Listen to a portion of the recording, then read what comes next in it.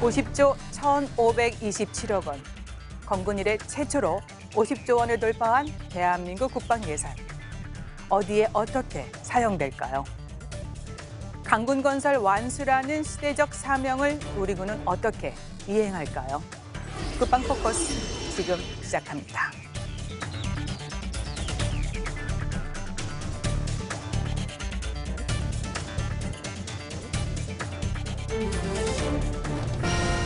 국방 예산이 사상 처음으로 50조 원을 돌파했습니다.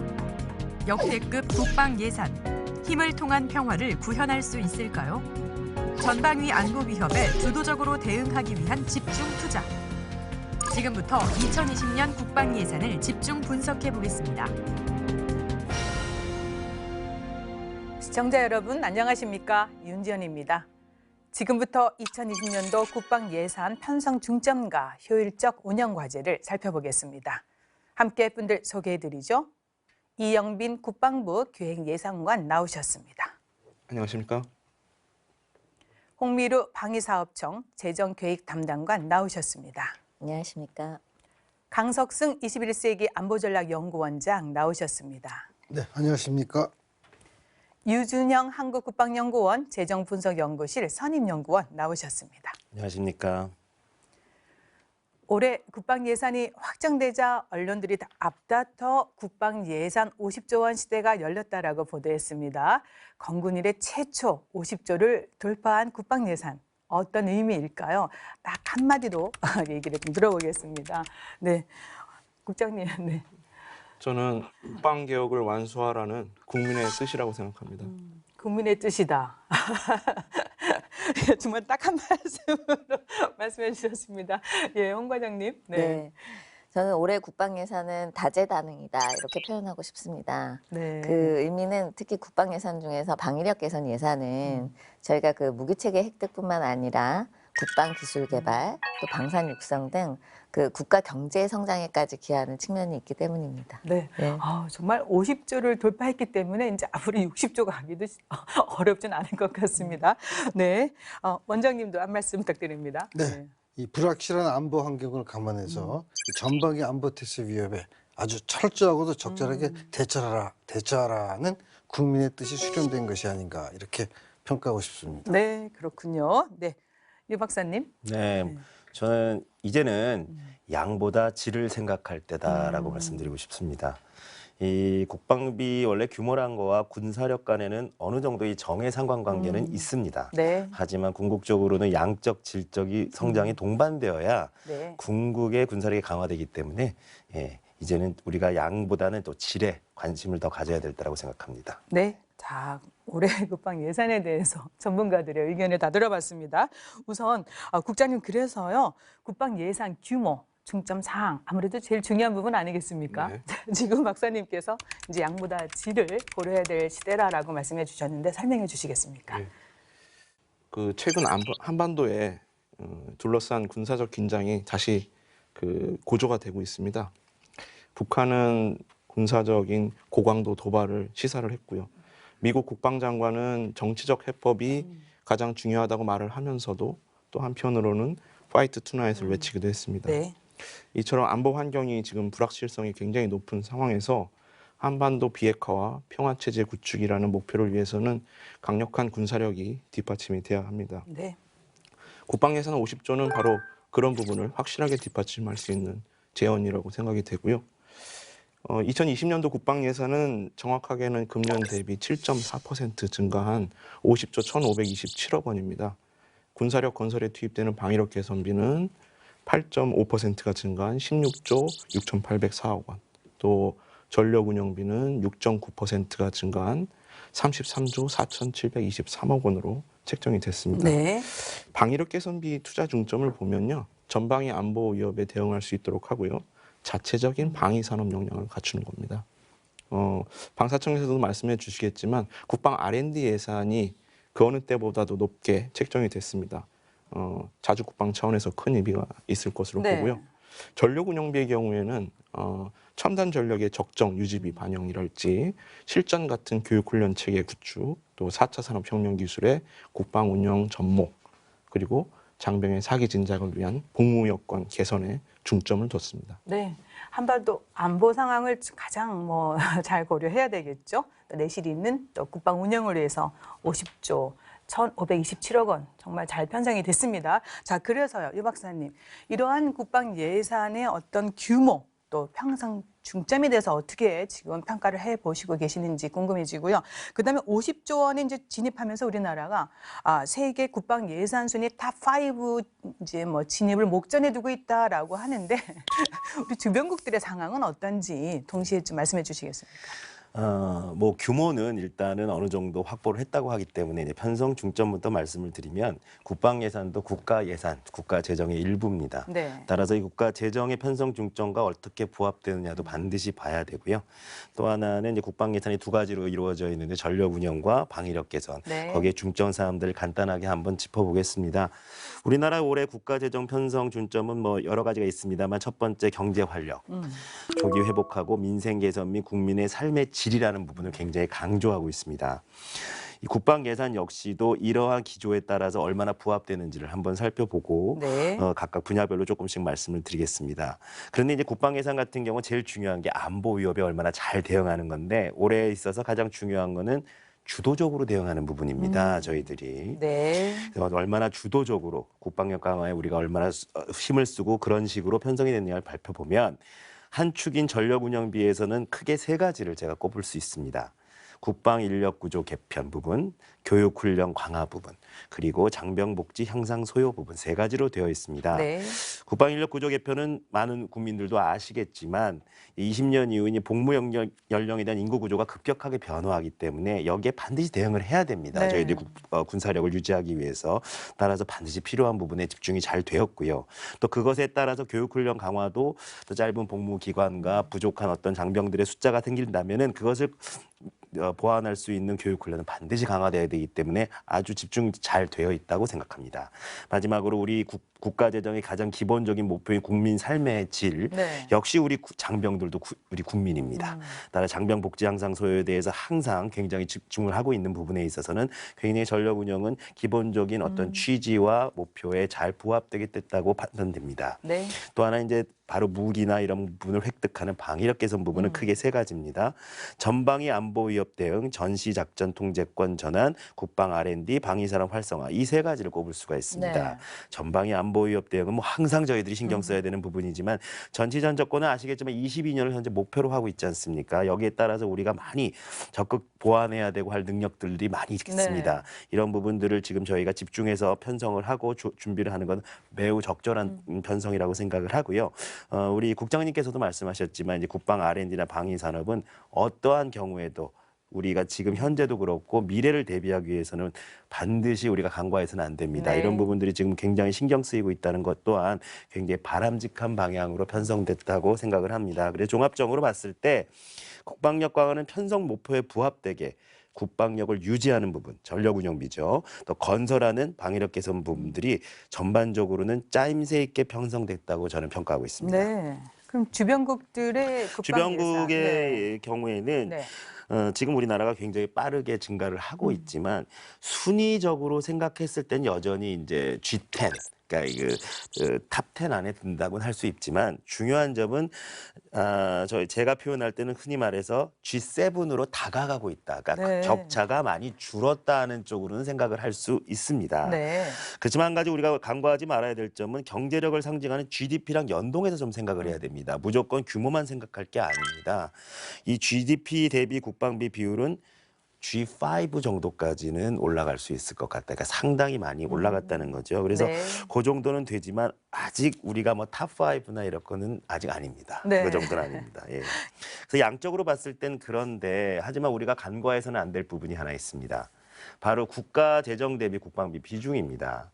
사실 우리나라는 아주 오랜 기간 동안 국가 재정 대비 국방비 비중이 10%라는 프레임에서 벗어나질 못하고 있는데 네. 이번에도 역시 마찬가지입니다. 빠른 국가 재정 성장이 있었기 때문에 오히려 그 비중은 전년도 9.9%에서 20년도는 9.8%로 낮아졌습니다. 네. 따라서 그냥 양적으로 봤을 땐 굉장히 규모가 커진 것 같지만 실제로 그렇게 파격적인 증가라기보다는 국가 재정 증가에 동반돼서 증가된 정도라고 볼 수 있습니다. 따라서 우리가 어떤 그 틀을 벗어나고자 할 때 필요할 때 하는 부분들은 앞으로 향후에도 한번 고려해 볼 필요가 있다고 생각됩니다. 정말 중요한 데모 지적해 주셨습니다. 네. 국방 예산을 늘리는 것이 국가적으로 필요하다는 시각도 있지만 또 우려의 목소리도 있습니다. 당장 4.27 판문점 선언 위배가 아니냐, 한반도 평화체제 구축에 걸림돌이 된다는 주장도 있는데 북한 역시 처절하고 값비싼 대가를 치르게 될 것이다라고 경고를 했습니다. 지속적인 국방 예산 증액, 남북관계 개선에는 어떻게 지금 작용할까요? 걸림돌로 작용하지 않을까라는 목소리도 있는데 원장님 시각은 어떻습니까? 네, 그렇습니다. 지금 말씀하신 바와 마찬가지로 4.27 판문점 선언에서는 남북의 최고 정상께서 그 단계적 군축이라든가 이 군비 경쟁을 지향하자라는 것을 폭넓게 합의하지 않았습니까? 그래서 우리가 국방 예산을 증액한다는 것은 이런 그 합의 사항에 위배되는 것이 아니냐 하는 우려의 목소리가 없지 않습니다.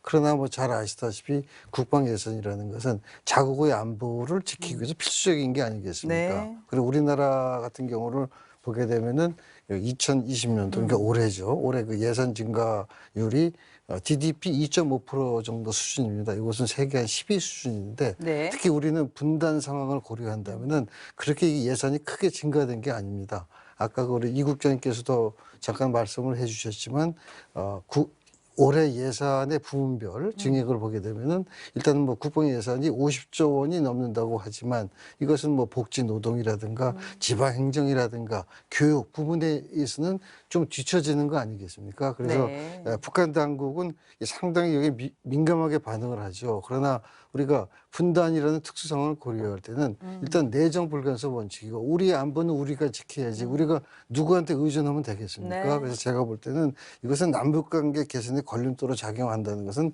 이게 지나친 우려고 네. 오히려 제 생각 같아서는 좀 더 증액을 해서 우리가 최첨단 전력을 확보를 하는 것이 우리가 앞으로 이렇게 불안정한 한반도 안보 환경에 대처할 수 있는 방안이지 네. 이렇게 너무 소극적으로 해석해서 너무 증액한다. 너무 증액했다. 또 북한이 반발한다 하는 것은 이 한반도의 분단 현실을 냉철하게 파악하지 못한 네. 한 오해라든가 또 지나친 우려에서 파생한 것이 아닌가. 그래서 결론적으로 말씀드리면은 남북관계 개선에 걸림돌로 작용한다라는 이런 견해는 현실을 제대로 인식하지 못한 지나친 우려에서 나온 것이다라는 말씀을 드리고 싶습니다. 네. 네, 이제 계속해서 2020년 국방 예산의 내용을 조목조목 살펴보겠습니다. 국장님 우선 전력 운영비 규모와 편성 중점에 대해서 설명해 주시겠습니까? 2020년도 전력 운영비는 아까 말씀드렸듯이 33조 4,723억 원인데요. 저희들이 네 가지 중점을 고려해서 편성을 했습니다. 네. 첫 번째로 우리 군이 가지고 있는 전투 역량을 100% 발휘하는 것입니다. 군수시설, 교육훈련 등 각종 제반 여건을 확고하게 지원을 하는 것인데요. 특히 첨단 장비를 효율적으로 운영하고 가동하기 위한 장비 유지비를 전년 대비 10.4%나 증액을 했습니다. 네. 최근 10년간에 보면은 가장 높은 증가율이라고 볼 수 있고요. 또한 전방 군단이나 상비 사단에 말지 장비를 전면 보급을 합니다. 이렇게 되면은 2021년에 가면 입대하는 모든 장병이 연간 2회 정도는 과학화 훈련을 받을 수 있는 그런 체제가 됩니다. 예. 네. 두 번째 말씀드리면 규모는 줄어도 전투력은 더 강한 첨단 과학기술 기반의 군 구조로 나아가는 겁니다. 네. 먼저 병력 감축 아까 말씀하셨지만 저희들이 인력 구조를 간부 중심으로 개편하고 있습니다. 그래서 현재 58만 명 규모죠. 2022년까지는 50만 명으로 감축을 합니다. 하지만 매년 간부와 군무원을 증원을 해서요. 간부 비율이 현재 34%에서 40%까지 늘어나게 됩니다. 네. 작년에도 저희들이 2만 명 정도 병사가 줄어드는 대신에요. 4,736명 정도의 군무원을 증원을 한 바가 있고요. 네. 올해 같은 경우에도 군무원이 3,723명, 또 부사관이 1,522명에서 도합 4,795명을 증원합니다. 네. 그리고 AI라든지 빅데이터 또 드론 같은 4차 산업혁명 기술을 국방 운영에 접목을 하는데 또 이와 더불어서 사이버 공간, 네. 사이버 전장에서의 감시 정찰 능력을 향상시키는 데도 대폭 투자를 합니다. 네. 세 번째는 우리 장병의 복지와 관련된 부분인데 사회와 단절 없는 병영 환경을 조성하는 겁니다. 네. 병봉급이 드디어 17년도 최저임금의 40% 수준까지 올라가거든요. 올해 작년 대비해서 33%가 인상되는데 병장 기준으로 월 54만 원 수준을 네. 받게 됩니다. 그리고 급식 단가라든지 자기개발비도 인상이 되고 의료체계 개선이나 노관사 간부 숙소의 개선에도 많은 투자가 있습니다. 장병이 체감할 수 있는 부분에 네. 저희들이 많이 투자를 하는 거죠. 네 번째로는 장병과 군부대 주민들의 안전 보장 그리고 유해 환경을 개선하는 부분입니다. 요즘 미세먼지 얘기가 많이 문제가 되고 네. 있습니다만 미세먼지 저감 차원에서 우리 군의 노후 경유차가 많습니다. 네. 노후 경유차를 2,379대를 이번에 이제 교체를 전면적으로 하고요. 여기에 들어가는 돈만 해도 1,885억 원 정도가 됩니다. 그리고 병사들에게 보급하는 미세먼지 마스크 네. 이제 연 한 18매를 보급했었거든요. 이게 50매까지 늘어나게 됩니다. 그리고 장병과 주민들의 그 안전을 위협하는 유유시설을 철거하는 것, 또 해강한 경계 철책을 제거하는 대신 과학화 경계 시스템을 도입하도록 하는 것, 이런 부분들에 재정 투자를 해서 이 두 사업 같은 경우는 2021년도에 마무리가 됩니다. 네. 그러니까 이제 우리가 처한 안보 환경이 국내외 쪽으로 지금 저출산 시대고요. 4차 산업혁명 시대를 맞아서 정말 과학과 장비 필요하고 더불어서 잘 싸울 수 있도록 많은 복지 또 환경 조성해 줘야 되지 않겠습니까? 맞습니다. 그런 내용들이 정말 조목조목 잘 담겼습니다. 좀 더 구체적으로 살펴보겠습니다. 이렇게 첨단 전략이 도입과 함께 증대되고 있는 것이 장비 유지비입니다. 그런데 지난해 국군의 날에요. 첫 번째로 공개됐던 F-35의 유지비가 올해 큰 폭으로 증액된 것에 대한 우려의 목소리도 나오고 있습니다. 1,000억 원이 넘는 F-35는 기체 가격보다 수명주기 동안 유지비하고요, 정비비가 더 많이 들어간다는 지적인데 앞으로 실전 배치 확대에 따라 유지비용 역시 눈덩이처럼 불어날 텐데 감당할 수 있느냐라는 그런 이야기 나오고 있고 정말 그럴 수준이 될 수 있을지 이 부분은 유 박사님께 여쭙겠습니다. 네, 이런 거 나올 수 있지 않습니까? 미리 준비도 해야 되고요. 예. 그렇죠. 뭐 그렇지만 이제 F-35가 갖고 있는 전투력과 상진성을 생각한다면 감당해야 되고 감당해야만 합니다. 저희들이 네. 그럴 필요가 있는 충분한 무기이고요. 어떻게 우리가 예상을 준비하고 있는가를 보면은 중기 계획을 좀 살펴볼 필요가 있습니다. 이 중기 계획 당시 여기에 작성된 부분을 좀 살펴보면은 전력 운영비의 20년부터 24년 동안 2024 중기 계획에서는 연평균 증가율이 전력 운영비의 연평균 증가율이 5.4%로 계획돼 있습니다. 그런데 이 항공 장비 정비 부분은 그보다 훨씬 높은 16.4%로 이미 많이 감안이 되어 있습니다. 그럼 철저한 대비를 하고 있다는 얘기잖아요. 그렇죠. 네. F-35의 FMS 후속 지원에 대해서 상당한 예산 규모를 이미 네. 계획을 하고 있습니다. 또한 그렇다면 2024의 중기 계획에 있는 국방비 전체 증가율이 굉장히 높다면 우리가 그는 예측하기 어려울 텐데 그렇지 않습니다.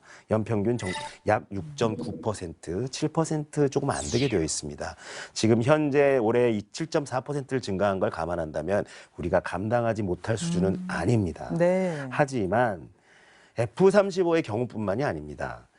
이 신규 장비에 대한 운영 유지비는 현실적으로 누구도 예측하기가 굉장히 어렵습니다. 그건 어느 나라도 마찬가지입니다.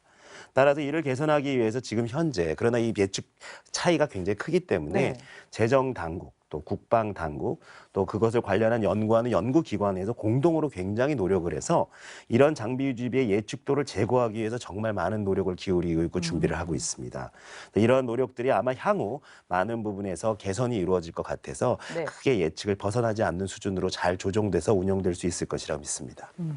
우리가 감당해낼 수 있는 그런 유지비 이미 대비책 마련해 놓고 있다라는 것인데 그렇죠. 국장님, 그리고 이제 올해 국방 운영 정책의 핵심에 대해서 정경도 국방장관은 디지털 그리고 스마트라는 용어를 사용했습니다.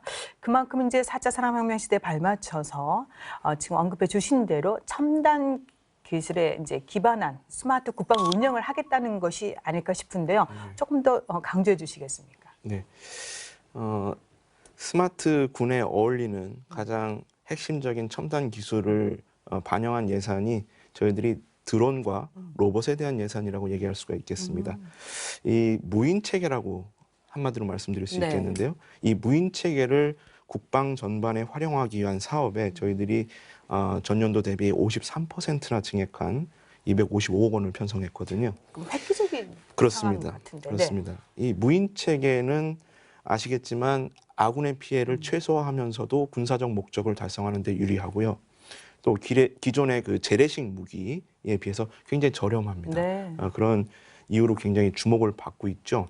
그 지난해 사우디아라비아에 유전 피습 사태가 있었습니다. 그때도 보면 이 방공망을 뚫고 들어오는 드론 이 부분은 현재 그 방공 체계로는 방어하기가 굉장히 힘듭니다. 네. 예, 그런 만큼 이슈가 되고 있는데요. 우리 군은 2021년 이후에 이 드론의 본격적인 전력화를 계획을 하고 있습니다. 그래서 작년과 올해에는 이 본격적인 전력화 추진 사전에 필요한 전투 실험 그리고 기술 검증하는 예산을 좀 담았습니다. 네.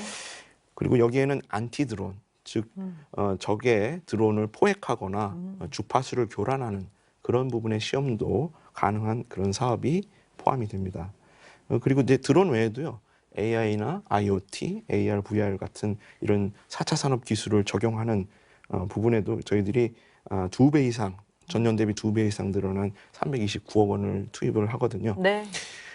예를 하나 들어보겠습니다. 공군의 서산에 제20전투 비행단이 있는데요. 그 20전투 비행단에는 지휘관의 지휘 결심이라든지 또 교육 훈련, 또 그 부대 내의 인적 물적 관리 시스템에다가 바로 말씀드린 이 여러 첨단 기술을 모두 접목시켜서 총체적으로 운영하는 데 필요한 네. 그 구조를 만드는 스마트 비행단이라는 것을 구축하게 됩니다. 네. 이 스마트 비행단이 처음으로 시범 구축이 되는데 향후에 전군의 확대 적용을 위한 아마 테스트 베드가 될 것이다 이렇게 생각하고 있습니다. 네, 그렇군요. 정말 첨단 장비, 도입, 개발, 그리고 운영 다 필요하지 않습니까? 반가운 소식입니다. 그리고 이제 국민들 입장에서는 가장 관심 있는 분야가 바로 장병 복무 여건 개선하고는 어느 부분에 어떻게 잘 쓰일 거냐 이런 부분인데요. 그래서 국장님, 국민적 관심과 체감도가 높게 잘 사용될 수 있을지 어떻습니까? 네. 이 장병 복무 여건 개선은 이제 항상 국민들께서 화두로 삼으시는 네. 부분이거든요. 그래서 두 가지 측면을 좀 잘 살펴봐야 됩니다. 장병 복무 여건 개선은 군의 의식주 같은 기본 인프라를 국민의 눈높이 그리고 이제 사회 발전 추세에 부합하게 이제 끌어올리는 것하고요. 또 군 복무가 사회 경력 단절로 이어지지 않게 하는 네. 그런 두 가지 측면에서 저희들이 이제 추진을 하고 네. 있습니다. 이 병봉급 인상 이거는 당연히 병역의 의무를 이행하는 데 따른 이제 보상적 차원이 물론 큽니다만 또 하나는 전역할 시에 사회 진출의 준비금으로서의 역할도 하게 됩니다. 그래서 저희들이 거기에 의미를 많이 부여해서 5% 이상의 고금리를 적용할 수 있도록 해서 적금을 들면서 최종적으로는 사회 진출에 종잣돈을 마련하는 네. 거죠. 국내 시중은행과 협약을 해서 지금 추진하고 있고요. 또한 어학이나 각종 기술 자격증을 이제 군 복무 시에 딸 수 있도록 장병 자기 개발에 대한 국가 지원도 강화합니다. 1인당 연간 5만 원에서 네. 연간 10만 원으로 하고 자기 부담 비율도 이제 좀 낮췄습니다. 그리고 이제 먹는 문제가 사실 네, 굉장히 중요하죠. 중요하잖아요. 그래서 장병이 선호하는 식단을 구성한다는 게 상당히 어려운 부분인데 일단 저희들이 재정적으로 1인당 네. 급식 단가를 많이 올렸습니다. 전년 대비 6%가 상향된 8,493원이 이제 세끼 1일 식사 단가로 이제 책정이 됐거든요. 그래서 그 부분도 저희들이 계속해서 신경을 쓰고 있는 부분이고 네. 식단의 운영에 대해서도 별도의 연구를 할 예정입니다. 아울러서 이제 노후한 초급 간부 숙소 개선, 또 여군 전용 시설 설치 이런 부분들도 올해 굉장히 집중적으로 반영을 했습니다. 네. 그리고 국군 외상센터가 드디어 이제 건립 이후 운영이 됩니다. 이제 첫 해는 이제 시범 운영이 될 건데요. 네. 그래서 시범 위탁 운영비를 편성을 했고 또 신증후군 출혈열 예방 백신의 접종을 전군에 확대하는 등의 그 의료 체계 개선 사업에도 네. 많은 부분 저희들이 빠짐없이 담았습니다. 네. 잘 먹이고 잘 좋은 환경에서 또 사기 진작 제일 중요하지 않습니까? 사회가 단절되지 않도록 정말 많은 내용들이 지금 이제 획기적으로 변화하는 것도 있습니다. 특히 이제 병원 의료시설 중요하지 않습니까? 원장님, 장병 복무 여건 개선 얘기 들어보니까 사실 획기적이고 다방면으로 매해 또 매년 이렇게 증액이 되고 또 내용이 바뀌는데 하지만 국민들의 요구와 기대 수준 늘 높습니다. 국민의 눈높이에 정말 체감할 수 있는 것인지 어떻게 평가해 보십니까? 네, 일단은 뭐 이 우리 재정 상황이 좋다면은 진짜 지금 말씀하신 대로 국민 눈높이가 어느 정도까지는지 모르지만은 뭐 무한정 이렇게 증액시켜주고 할 수 있지만은 사실 우리 재정 상황을 감안할 때 한 술에 배부를 수 없듯이 또 금년에 이렇게 반영을 해서 내년에 좀 더 반영해주고 그다음에 단계적으로 하는 것이 그래서 국민의 눈높이에 한 번에 맞출 수는 없지만 네. 뭐 지속적으로 하나씩 우리가 조금씩 이렇게 향상시켜 나가면 이것이 결국은 대한민국 국군의 발전이고 또 국방력 강화와 직결되는 것이 아닌가. 그래서 결론적으로는 올해 편성된 예산 시기에 적절하게 잘 편성이 됐고 네. 이런 기조를 내년 또 후년에도 잃지 말고 지속적으로 이렇게 유지해 나갔으면 좋겠다 하는 것이 국민의 한 사람으로서의 바람입니다. 네. 그렇습니다. 이제 많은 여건이 개선되고 있는데 특히 또 우리가 중요한 게 하나 있더라고요. 국회 상정 15년 만에 군 소음법이 지금 이제 통과돼서 시행될 예정입니다. 지역 주민들 정말 반길 만한 소식이 아닐까 싶은데 그래서 이제 실질적인 보상 어떻게 될 것인지에 대해서도 관심이 주목되고 있고 그리고 중요한 것이 군 유휴시설 철거 작업 어떻게 진행될지요. 이거 국장님이 좀 언급해 주셔야 되겠습니다. 네. 작년 10월 31일 날 군소음법이 네. 말씀하신 대로 진짜 재기 15년 만에 국회를 통과했습니다. 이제 이 국회 의결에 따라서 저희들이 관련 예산 218억 원을 편성을 할 수 있었고요. 네. 이 본격적인 보상 심의는 법 시행일이 있습니다. 이제 올해 11월 28일부터 이루어지거든요. 그래서 그때부터 이루어지게 됩니다만 그 사전적으로 보상의 기초 자료가 되는 소음 영향도를 조사하기 위한 비용이 이번에 이제 반영이 된 거라고 보시면 되겠습니다. 그렇군요. 그리고 유시설 철거 부분을 말씀드리면 지금 군 부대 내외에 있는 유휴시설이 전체적으로 5,193개소가 남아 있습니다. 그래서 올해는 1,078억 원을 투입해서 2,432개소를 철거하고요. 2021년에 그 나머지 잔여 개소를 마무리 철거를 하게 됩니다. 네, 그렇군요. 이제 계속해서 방위력 개선비 살펴보겠습니다. 홍 과장님, 올해 국방 예산의 33.3%가 바로 방위력 개선비입니다. 방위 사업청 개청 이래 가장 많은 액수라고 지금 얘기가 나오고 있는데 관련해서 좀 얘기해 주시겠습니까? 네네. 네. 그 말씀하신 것처럼 지금 2020년 방위력 개선비는 전체 국방 예산의 33.3% 16조 6,804억 원으로 이제 반영이 됐습니다. 이것은 그 2019년 대비해서 약 1조 3천억 원이 증액된 수준이고 저희 2006년 방위사업청 개청 이래 가장 높은 수준입니다. 네. 저희 2020년 방위력 개선비는 크게 이제 세 가지를 중점적으로 고려를 해서 이제 반영을 하는데요.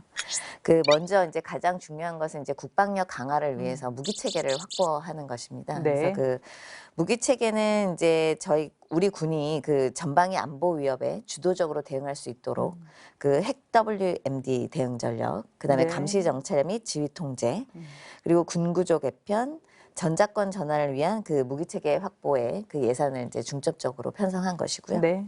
두 번째로는 4차 산업혁명 시대에 이제 발을 맞춰서 저희가 무기 체계를 첨단화하고 또 핵심 기술을 국내 기술로 확보를 해서 진정한 자주 국방을 실현할 수 있도록 국방 R&D 관련 예산도 크게 이제 증액하여서 편성을 하였습니다. 네. 이제 마지막으로는 저희가 이제 방산 육성을 위한 예산을 이제 편성하는데요. 네.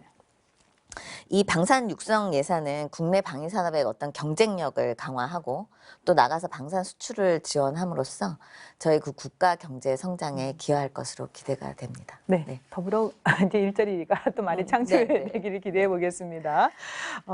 원장님, 그러니까 지난해 방사청이 이제 제2의 개청이라 불릴 만큼 그 대대적인 조직 개편을 했습니다. 그리고 올해 이렇게 방위력 개선비가 굉장히 많이 증액이 됐기 때문에 국민들의 이제 기대 그 수준도 높아지고 있는데 새로운 도약을 준비하는 방사청 이런 예산 규모와 중점에 대해서 어떻게 평가하십니까? 네, 말씀하셨듯이 지난해 그 방사청에서는 기구와 정원의 증가 없이 업무의 효율성과 책임성을 강화하는 측면에서 이제 대대적으로 개편하지 않았습니까? 그래서 이런 그 방사청의 개편과 더불어서 하나 지적하고 싶은 것은 물론 그 옥에도 티가 있는 법 아니겠습니까? 그래서 방사청 하게 되면은 잘 모르는 분들은 뭐 비리라든가 부정 같은 걸 자꾸 연상을 하는데 아마 그 이미지는 저는 완전히 지금 씻었다.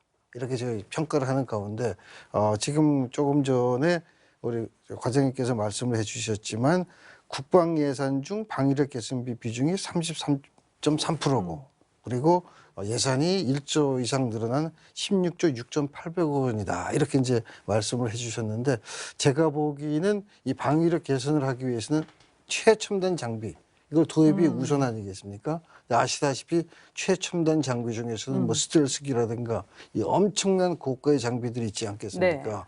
이거 갖고 될 수 있겠는가? 이 북한은 뭐 여러분도 아시다시피 북한의 경우는 지난 5월달 이후에 벌써 13차례에 걸쳐서 탄도미사일 발사를 하고 있지 않습니까? 그리고 북한이 보유하고 있는 이른바 비대칭 전력, 핵이라든가 중장거리 미사일, 물론 ICBM이라든가 SLBM 같은 것이 다 포함되는 건데 이런 것을 커버하려면은 우리가 이 정도 갖고 되겠는가? 그래서 저는 이 방사청의 예산 규모 내년부터는 좀 더 늘어나야 되지 않을까? 왜냐하면 최첨단 장비가 원체 고가이기 때문에 이 정도 16조 6,800억 원 갖고 진짜 최첨단 장비를 어느 정도 우리가 도입하고 또 관련 기술을 개발할 수 있을까. 그래서 저는 좀 더 지금 보니까 8.5%가 증가됐다는데 이것은 불안정한 한반도 안보 환경을 고려할 때 좀 적은 수치가 아닌가.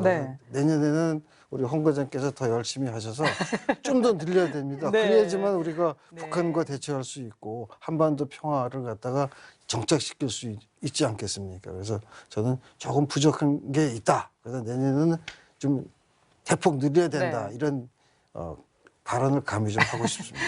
자주국방 그리고 또 주도적인 대응 능력을 확보하기 위해서 벌써 이미 과제를 드렸습니다. 조금 더 올려달라는 원장님의 의견이었고요. 북한은 이제 한반도 비핵화와 항구적 평화를 약속하고도 무력 시위를 멈추지 않고 있습니다. 사실은 계속해서 철저한 우리 대비가 필요한데 핵 W 대응 전력에 대해서는 어느 정도로 우리가 수준을 높이고 있는지 과장님 말씀해 주시겠습니까? 네. 그 북한뿐 아니라 저희가 이제 주변국 위협에 대응하기 위해서 이제 핵 WMD 대응 전력 예산을 이제 편성을 하는데 금번 핵 WMD 대응 전력 예산은 전년 대비해서 약 1조 1,400억 원 정도 증액이 됐습니다. 그래서 6조 2,156억 원이 반영이 됐고요. 그 핵 WMD 대응 전력은 크게 저희가 세 가지로 나눠 볼 수가 있습니다. 그 첫 번째가 전력 표적 타격, 그다음에 한국형 미사일 방어, 압도적 대응 이렇게 이제 세 가지로 나누는데요. 그 전력 표적 타격이라고 하면은 이제 공격 징후를 이제 조기에 저희가 이렇게 표착을 해서 선제적으로 대응을 하는 전력이 되겠습니다. 그래서 대표적으로 이제 군 정찰 위상이라든가 장보고 3 잠수함 같은 이제 사업들이 있는데 요 전력 표적 타격 예산으로는 저희가 4조 5천억 정도 그 반영이 되었고요. 그 한국형 미사일 방어는 그 적의 미사일이 이제 지상에 도달하기 전에 요격해서 방어하는 그런 이제 무기 체계가 되겠습니다. 그래서 장거리 지대공 유도 무기라든가 패트리어트 성능 개량 같은 10개 사업에 1조 2,259억 원 반영이 되었고요. 그 압도적 대응이라고 해서 그 적이 이제 공격을 하는 경우에는 더 확실하게 이제 저희가 공격을 해서 적의 공격 능력을 이제 저하시켜 버리는 그런 무기 체계가 되겠습니다. 그래서 특임여단 능력 보강, K9A1 자주포 이런 사업들이 있고요. 여기에는 이제 저희가 4,800억 정도 이렇게 편성이 된 상태입니다. 비대칭 전력 확보, 즉 핵W 대응 능력 확보에 대해서는 뭐 아무리 강조해도 지나치지 않습니다. 계속해서 증액이 또 필요한 시점이 아닐까 싶고요. 그런데요, 일각에서는 전투기 전력 사업과 관련해서 F-35A 도입, KF-16 성능 개량, KF-X, 또 FA-50 등을 중복 사업으로 지적하면서 우리 군의 전투기 전력이 북한에 비해 양적으로도 질적으로도 우세함에도 무분별하게 투입하고 있다라는 지적도 있는데 이런 부분은 원장님 어떻게 생각하십니까? 네, 이게 제가 말씀을 드리기 전에 지금 이 방송을 들으시는 분들의 일반 국민들, 특히 공군 출신이 아닌 분들은 이렇게 뭐 KF-16, 뭐 F 뭐 35A라 하니까 좀 이해를 못할 것 같습니다. 그래서 제가 우선은 저도 좀 찾아보고 예. 말씀을 드리는 건데 지금 그 F-35A라는 것은 이 스텔스 전투기를 의미하는 거고요. 그다음에 KF-16이라는 것은 공군의 주력 전투기고 또 KF-X라는 것은 이 97년부터 우리가 개발하기 시작한 국산 차세대 전투기를 의미하는 겁니다. 그리고 F-50이라는 것은 다목적 경 전투기인데 네. 이 전투기 기종들은 다 나름대로의 역할과 임무가 있는 겁니다. 그렇기 때문에 중복이라는 것은 진짜 아무것도 모르고 같은 비슷한 전투기니까 이 업무가 다 비슷한데 중복되는 게 아니냐. 그래서 제가 보니까 이것은 뭐 중복이라는 차원하고는 거리가 멀고 다 전투기 기종에 따라서 수행하는 임무와 기능이 별도로 있습니다. 그렇기 때문에 중복이다 하는 것은 좀 잘 모르는 데서 연유하는 것 같고 네. 그리고 제가 볼 때는 무분별하게 도입하는 것이 아니라 아마 공군에서 면밀하게 연구 검토를 해서 이 한반도 전장 상황에 맞게끔 하는 거니까 공군을 믿으시고 네. 그런 비판보다는 오히려 지원과 격려를 해주는 것이 좋지 않겠는가 저는 감히 그런 말씀을 드리고 싶습니다. 네, 원장님 설명 들으니까 뭐 진짜 맞는 말씀입니다. 이제 이렇게 뭐 국민들 입장에서는 헷갈릴 수도 있겠는데 이런 설명이 정말 필요한 시점이 아닐까 싶고요. 또 우리가 빠뜨릴 수 없는 것이 이제 한미 연합하고 또 합동 작전 이거 잘 보장해야 됩니다. 더욱이 우리 전작권 전환을 앞두고 있기 때문에 연합 방위를 보강하기 위해서 가장 필요한 것이 우리 군의 군사 대응 능력 확보 보장 아니겠습니까? 그래서 과장님 이런 부분은 어떻게 예산이 편성되고 잘 쓰여질 예정인지 말씀해 주시겠습니까? 네. 그 전자권의 적시 전환을 위해서는 그 우리 군의 연합 방위 그 능력이 필요하겠죠. 그래서 이제 이러한 여기에 필요한 이제 핵심 군사 능력을 갖추기 위해서 저희가 이제 이것도 2019년 대비해서 2천억 원 정도 이제 증액이 됐는데요. 1조 9,721억 원이 편성되었습니다. 그래서 저희가 그 전시작전 통제에 필수적이라고 할 수 있는 감시 정찰 및 통신 능력을 보강하기 위해서 그 4단 정찰용 무인 항공기, 네. 그다음에 전술 정보 통신 체계, 그다음에 이제 독자적 군 위성 통신 체계, 그다음에 이제 저희가 그 한미 연합 작전의 필수적인 피하 식별 그 성능 개량 사업 이런 것들이 있습니다. 네. 또한 이제 효과적인 대화력전 수행도 가능해야 되는데요. 이런 것들을 위해서 230mm급 다련장, 그다음에 대포병 탐지 레이더 같은 사업들에도 예산이 반영되었습니다. 네. 예. 그래서 이제 일각에서는 전자권 전환에 대해서 우려의 목소리가 높은데 그걸 보강할 수 있는 연합작전을 주도할 수 있는 우리 군의 핵심 군사 능력이 계속해서 지금 보강되고 보충되어 가고 있습니다. 네. 그리고 또 빠뜨릴 수 없는 것이 있죠. 자주 국방 역량 확보를 위해서 R&D 예산 확대와 방산업체 지원이 시급하다는 지적도 계속 나오고 있습니다. R&D 예산은 성과가 도출되지 않은 예산이라서 공감과 지지가 절대적으로 뒷받침돼야 확보되는 예산입니다. 그래서 R&D 예산의 중요성, 방위 사업의 안정적인 생산 여건 보장을 위해서 필요한 것은 무엇인지에 대해서 유 박사님. 네. 우선 뭐 국방, 방산, R&D 예산이 얼마나 중요한 것인가에 대해서 조금 말씀을 드리겠습니다. 어떻게 보면 좀 이질적으로 느끼실지 모르겠지만 방산 R&D라는 건 국가 안보를 위해서 고도의 첨단 기술을 집약시켜서 우리가 적과 싸워 이길 수 있는 첨단 무기 체계를 개발, 생산하는 데 필요한 연구 개발비며 네. 바로 이러한 사업은 국가 기간 산업입니다. 반드시 필요한 사업이며 또 이러한 산업들 같은 경우는 굉장히 고도의 첨단 기술들이 많이 사용되고 네. 규모와 덩치도 큽니다. 그렇기 때문에 이런 것은 실질적인 우리가 안보를 지키기 위한 방위력 개선에 대한 밑거름도 되지만 또한 산업 파급 효과가 굉장히 큰 분야이기도 해서 또 이 미래형 신성장 동력 산업을 육성하는 데 필요한 것입니다. 따라서 그런 데 필요한 예산을 투자하는 것, 그것이 바로 방산 R&D입니다. 네. 즉 국가 기관 산업이자 미래형 신동력 사업이라는 것입니다. 네. 따라서 이 가장 대표적으로 미국 같은 경우를 보더라도 그 어마어마한 규모의 전체 국가 R&D에서 61%나 되는 돈을 국방 R&D에 투입하고 있고 더욱더 강화하고 있습니다. 또한 지난 글로벌 위기가 있었죠. 2000년 중반에 있었을 때 미국이나 EU 같은 주요국들 같은 경우 다른 건 다 줄여도 이쪽 분야만큼은 지키려고 노력했고 오히려 더 강화하려고 노력을 예. 했었습니다. 그렇기 때문에 이 R&D의 중요성은 뭐 100번 강조해도 네. 뭐 부족함이 없는데요. 근데 우리나라 같은 경우에서는 방위 사업의 안정적인 생산 여건을 보장한다. 이 분야는 이제 방산 분야는 아까도 말씀드렸듯이 기간 사업이자 미래 신동력 사업인데 특이하게도 소비자는 국가입니다. 일반적인 우리가 생각하는 시장에서 이 개개인별 소비자가 아닙니다. 따라서 우리가 국내 시장만으로 하기에는 굉장히 한계가 있고 성장의 한계가 있습니다. 네. 그렇기 때문에 우리는 수출을 반드시 해야 됩니다. 그렇기 때문에 이거는 정부에서 좀 주도적으로 국가별 제품별 세밀한 전략을 세우고 또 아까도 말씀드린 대상이 국가이기 때문에 네. 가격보다는 좀 더 품질이 강조되는 사업입니다. 그래서 그렇기 때문에 우리가 좀 더 이 기술 개발하는 R&D 비용에 대해서 지속적으로 들어가야 되는데 또 한 가지가 결국은 많은 분들이 얘기하시는 게 민군이 서로 협력을 잘해야 된다. 라는 게입니다. 근데 이 민간 협력의 제일 기본적인 것은 규제 철폐입니다. 네. 즉 R&D 국방의 R&D 제도나 규정 절차를 과감히 개성하고 개방성을 해야 됩니다. 그래서 종합적으로 얘기했을 때는 지속적인 R&D 투자를 통해서 보통 이제 출연연을 통해서 출연 네. 연구기관을 통해서 하죠. 이런 데서 개발하고 축적된 기술을 잘 융합해가지고 첨단 무기 체계를 개발하고 이것을 여러 가지 민관과 협력을 해서 수출까지 이어진다면은 저희들이 정말 아주 안정적인 생산 여건을 보장할 수 있죠. 네. 그런데 여기서 한 가지 간과해서는 안 될 부분이 있습니다. 이렇게 첨단 기술을 하기 때문에 연구 개발의 이런 방산 분야, 특히나 연구 개발의 실패를 좀 용인해 줄 수 있는 국민적인 관대함이 필요합니다. 네.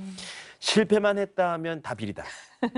이렇게 나오기 시작한다는 건 아까도 말씀드린 국가 기관 사업이자 미래에 위한 신성장 동력 사업이 이러한 여론 때문에 위축이 됩니다. 네. 그거는 국가 전반에 있어서 손해입니다. 따라서 우리는 이런 부분에 있어서도 좀 더 관용을 갖고 또 이런 실패는 오히려 우리가 기술 축적을 하는 하나의 방법이 되기 네. 때문에 이런 부분들도 함께 고려해 나갈 필요가 있다고 생각됩니다. 네. 그래서 운 과장님, 국방 R&D 그리고 방산 육성 지원에 대한 예산 편성 그리고 중점 추진 어떻게 돼야 될지에서요 좀 설명을 네. 해주셔야 되겠습니다. 예, 그 국방 R&D 부분은 저희 그 방위사업청에서도 이제 예산 편성을 할 때 아주 가장 중점적으로 신경을 쓰고 있는 부분입니다. 네. 그래서 지금 20년 예산은 3조 9,191억 원, 그러니까 전년 대비해서 한 6,900억 정도가 증액 편성된 것입니다. 그래서 요거는 이제 증가율을 보면 21.4%로, 그러니까 개청 이래 가장 높은 그 R&D 증가율을 보이고 네. 있습니다. 그 국방 R&D 예산은 이제 크게 보면은 이제 세 가지 부분으로 이제 저희가 쓰이게 되는데, 그 아까 이제 말씀드렸듯이 한국형 전투기라든가 군 정찰 위성 같은 무기 체계를 직접적으로 개발해서 만들어내는 대로 이제 투입되는 예산이 있고요. 또 한 가지는 이제 핵심 기술, 민군 기술 협력처럼 기술 부분을, 그러니까 국방 기술을 개발하는 겁니다. 그런 분야가 이제 한 부분이 있고, 또 저희가 이제 국방 R&D 관련된 연구라든가 실제 무기 체계를 개발하고 나서 이제 품질을 보증하는 문제라든가 이런 이제 활동을 수행하는 저희 국방과학연구소, 그다음에 이제 국방기술품질원 이런 쪽에 이제 투입되는 예산, 이렇게 크게 세 가지가 있겠습니다. 네. 그리고 이제 저희 그 방산 육성 지원이라고 해서 저희가 사실 이제 국방 분야, 특히 방위력 개선 분야가 유일하게 이제 이렇게 산업 쪽으로 저희가 경제 쪽으로 직접적으로 이제 파급 효과를 보일 수 있는 부분인데요. 네. 이 부분도 이제 전년 대비해서 저희가 그 70% 정도 증액이 됐습니다. 네. 790억 원 편성이 됐고요. 그래서 이 부분은 이제 적극적인 투자를 할수록 내수라든가 수출, 그다음에 일자리 창출 등 저희 우리나라 경제에 어떤 긍정적인 파급 효과를 발생시키고자 하는 그런 부분입니다.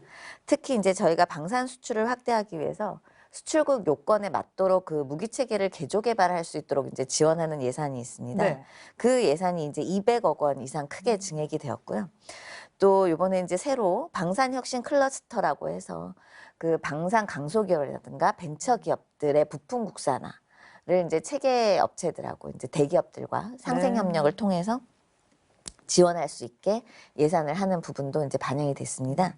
그래서 이런 것들은 어떤 지역 경제 활성화라든가 양질의 일자리 창출 그런 쪽에 이제 기여를 하지 않을까 저희가 기대를 해보는 부분입니다. 네. 네. 국방 R&D 또 방산 관련 업무가 이제 획기적으로 확대가 되고 내용을 들어보니까 정말 많은 도약을 하고 있습니다.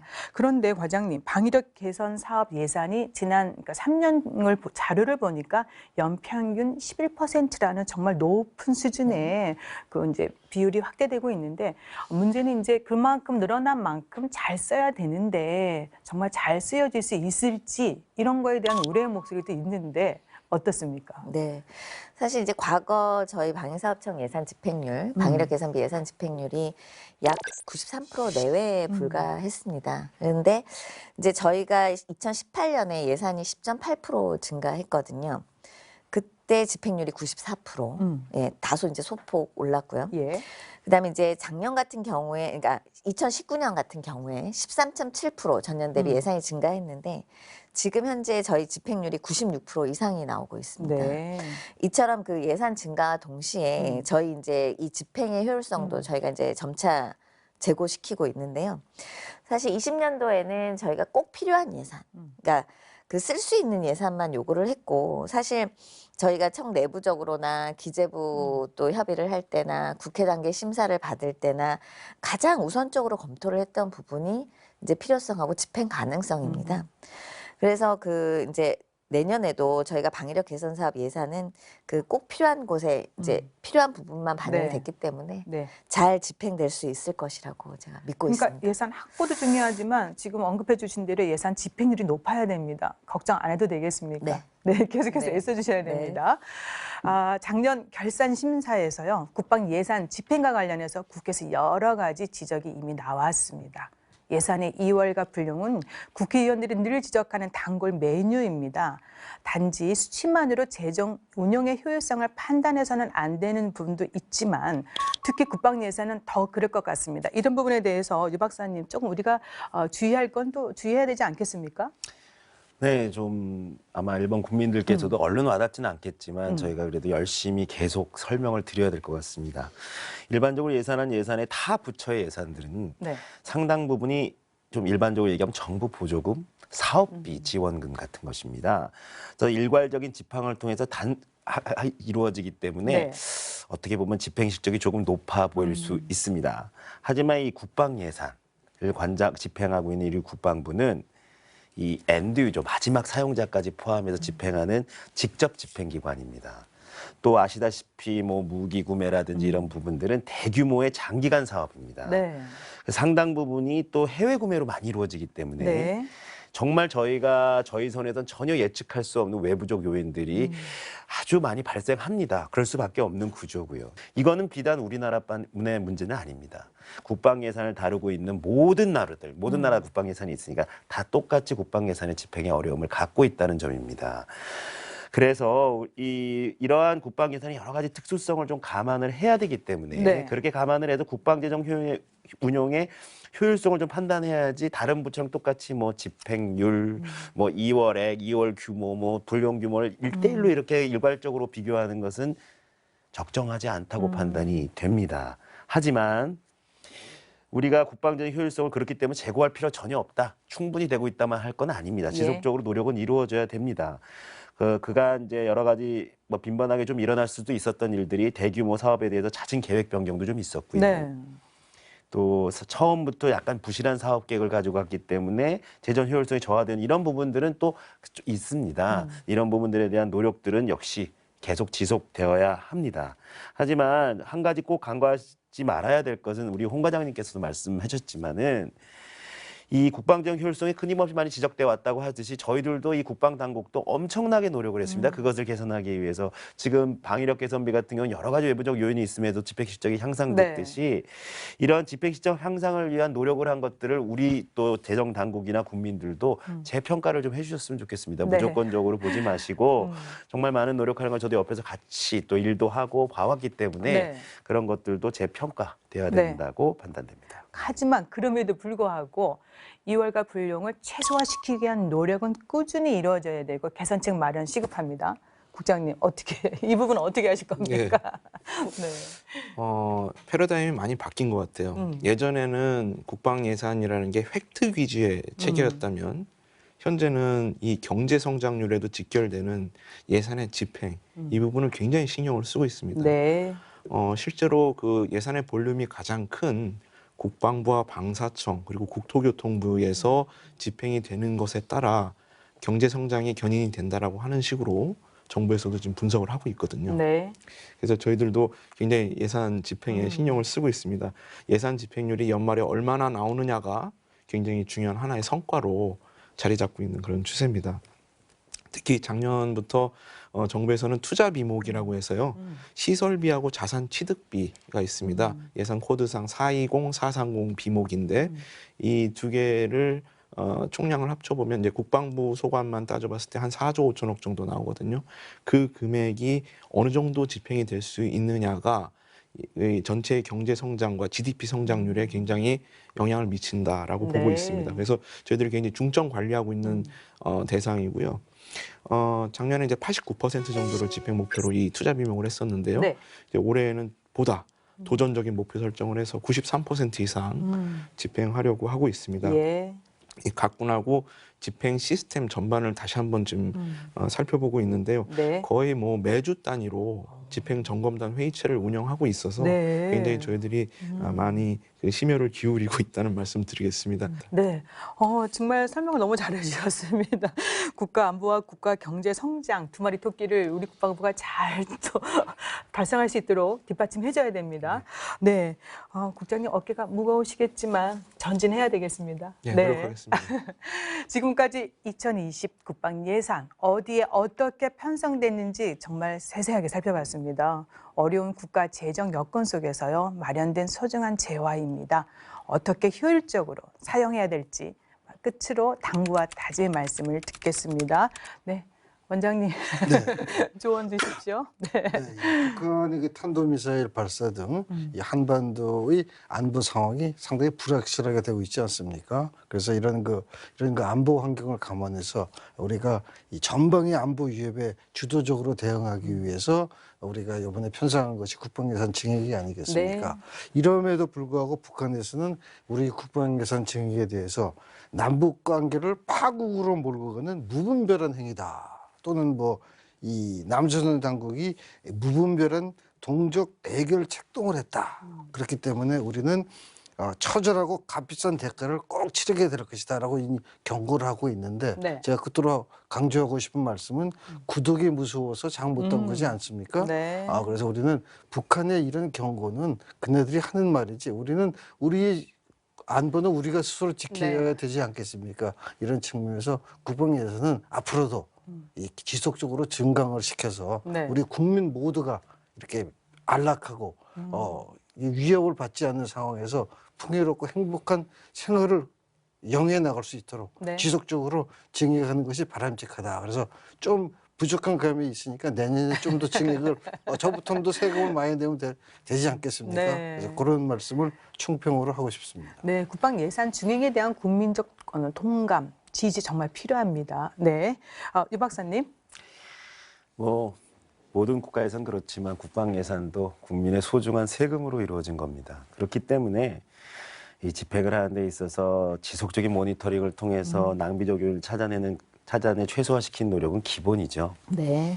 그러기 위해서 예를 들면 특히 뭐 면밀한 사업 계획을 잘 수립을 해야 되고 그걸 지속적인 검증을 바탕으로 국방 재정이 운영되어야 하며 그간 참 많이 문제점은 지적되었습니다. 국방에서 어쩔 수 없는 정책 변화 때문이지만 잦은 사업 계획 변경 같은 경우는 지양돼야 된다고 생각합니다. 네. 국방 예산 우리 자신의 목숨과 안전을 우리가 담보하기 위해서 내는 우리의 세금입니다. 네. 따라서 한 푼도 헛되이 사용하지 않겠다는 각오로 운영돼야 됩니다. 또 이러한 노력이 방금 전에 말씀하신 국민적 공감대 형성이라고 말씀하셨는데 바로 그러한 노력들을 모습을 봤을 때 국민들이 국방에 대해 신뢰 회복도 하고 네. 또 국방 예산에 대한 공감대를 형성하는데 많은 도움이 될 것입니다. 그래서 그러한 각별한 각오로 20년 예산 잘 쓰여질 수 있을 거라 믿습니다. 네. 획득한 국방 예산이 정말 조목조목 잘 쓰여야 또 증액이 계속되는 거 아니겠습니까? 예, 국민의 목소리를 잘 말씀해 주신 것 같습니다. 홍 과장님. 네. 네. 그 말씀하신 것처럼 그 국민 여러분이 마련해 주신 예산으로 하여튼 저희는 이제 차질 없이 그 관련 무기 체계들 확보를 해서 대한민국 국방이 얼마나 이 강해지고 있는지를 국민 여러분께서 느끼실 수 있도록 저희가 2020년에도 방위사업청 직원 모두가 이제 노력을 할 것이고요. 네. 또 방위사업의 투명성을 계속해서 높여 나가서 항상 국민의 신뢰와 그런 믿음을 바탕으로 일을 할 수 있도록 노력해 가겠습니다. 네, 홍 과장님 말씀 들으니까 갑자기 신뢰도가 확 상승되는 것 같습니다. 투명성 있는 집행 부탁 거듭드리겠습니다. 네, 국장님 마무리 말씀 부탁드리겠습니다. 이 국방 예산은 아까 제가 처음에 말씀드렸던 국방개혁 완수의 핵심 수단입니다. 그리고 지금까지 말씀드렸던 모든 국방 정책이 나아가야 할 바를 수치적으로 표현해 놓고 있는 예. 청사진이거든요. 이 전통적으로 국방 예산에서 가장 중요한 부분은 국군 장병 양성과 군사력 증강 이렇게 두 축이라고 사실 말씀드릴 수 있겠죠. 올해 예산 편성 보시면 근데 그 두 분야에 더하여 네. 4차 산업혁명 기술의 접목이라는 그런 새로운 정책 목표가 굉장히 부상되어 있는 것을 아실 수가 있을 네. 겁니다. 이 시대의 변화에 맞게 발빠르게 진화하는 이 군을 위해서 이 같은 이제 정책 목표가 추가가 된 거라고 볼 수 있고요. 다시 말해서 우리 군의 체질을 이제 근원적으로 개선해야 될 시기가 아닌가라고 또 생각하게 됩니다. 기본에 충실하되 또 시대의 흐름에 뒤처지지 않는 군으로 이제 성장하기 위해서는 소위 말하는 작지만 강한 스마트 군으로 네. 계속 육성을 해 나가야 되거든요. 그래서 저희들이 동일한 예산이라도 보다 경제적이면서 효율적으로 또 동원하고 여러 방식을 동원을 하고요. 그리고 급변하는 안보 상황에 부합할 수 있도록 전략적으로 좀 유리한 방향에 쓰이는 것을 계속 운영간에도 네. 끊임없이 고민을 해야 될 과제가 좀 남아 있다고 볼 수 있습니다. 앞으로 국방부는 군과 좀 유기적으로 협조를 해서요. 적소에 예산 집행을 할 수 있도록 네. 더욱 노력을 하겠습니다. 네. 저출산 시대입니다. 첨단 기술에 기반한 스마트 국방 운영, 또 우리 군을 튼튼하게 만들기 위해서는 정말 50조 슈퍼 예산 필요합니다. 잘 쓰여져야 되고 정말 투명성 있게 국민의 혈세 아니겠습니까? 예, 강한 국방, 튼튼한 안보를 위해서 애써주시길 또 기대해 보면서 오늘 도움 말씀은 여기서 마치겠습니다. 고맙습니다. 국방 예산 50조 원 시대, 50조 1,527억 원이라는 슈퍼 예산이 규모만 큰 게 아니라 대한민국 국민과 군을 위한 든든한 슈퍼 예산이 되길 기대해 보면서 함께하신 국방 포커스 오늘 여기서 마치겠습니다. 시청해 주셔서 감사합니다. 다음 주에 다시 찾아뵙겠습니다. 안녕히 계십시오.